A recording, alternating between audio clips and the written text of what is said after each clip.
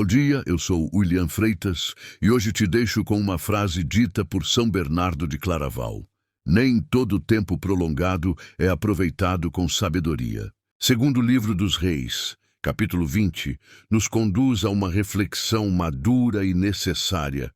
O que fazemos depois que Deus nos concede mais tempo? A história de Ezequias mostra que receber uma resposta favorável não encerra o processo espiritual. Muitas vezes, ele apenas começa. O capítulo se inicia com uma notícia dura.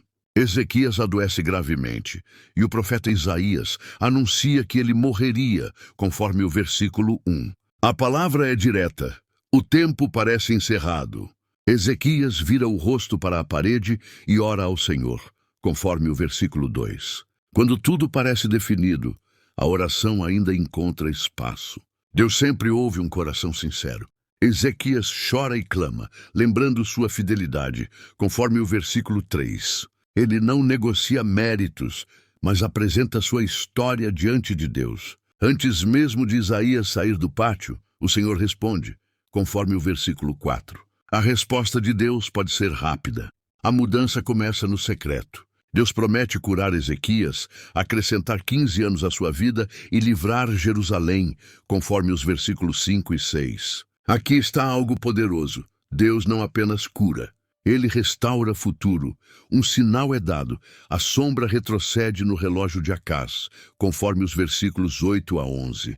O tempo recua, Deus mostra que governa até os minutos. Até aqui, o capítulo é marcado por misericórdia, cura e livramento.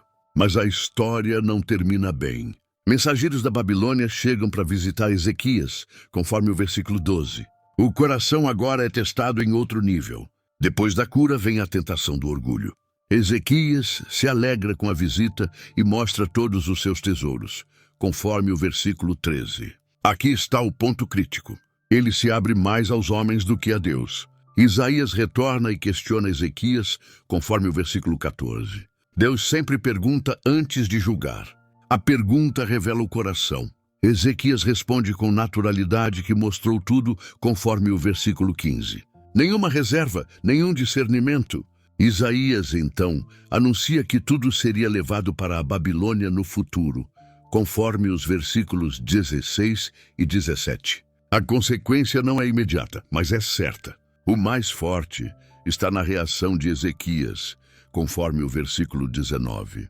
Ele aceita a palavra porque haveria paz em seus dias. Aqui não vemos rebeldia, mas vemos falta de visão geracional. Deus deu mais tempo, mas Ezequias não usou esse tempo para preparar o futuro. Ele viveu o presente sem cuidar do depois. Este capítulo fala profundamente sobre fé após o milagre. Fala sobre responsabilidade espiritual depois da resposta. Fala sobre saúde emocional quando o reconhecimento chega. Fala sobre honestidade, pois Deus vê como usamos o tempo extra. Fala sobre livre-arbítrio, pois Ezequias escolheu como viver seus anos adicionais. Fala sobre resistir à tentação do orgulho após a vitória. Fala sobre interpretar bênçãos com maturidade. E fala sobre Deus acima de tudo, pois ele continua soberano mesmo quando o homem falha após ser restaurado. Segundo o livro dos Reis, capítulo 20, nos ensina verdades profundas. Receber mais tempo não garante mais sabedoria. O depois do milagre é tão importante.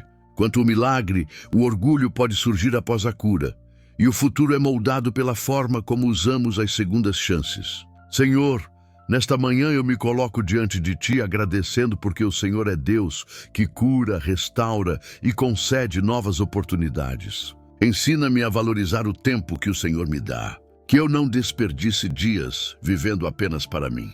Fortalece minha fé para entender que a resposta de Deus não encerra minha responsabilidade, mas aumenta meu compromisso. Cuida da minha saúde emocional, para que o orgulho não surja depois da vitória. Que eu permaneça humilde mesmo após ser restaurado. Livra-me das tentações de buscar aprovação humana depois do milagre.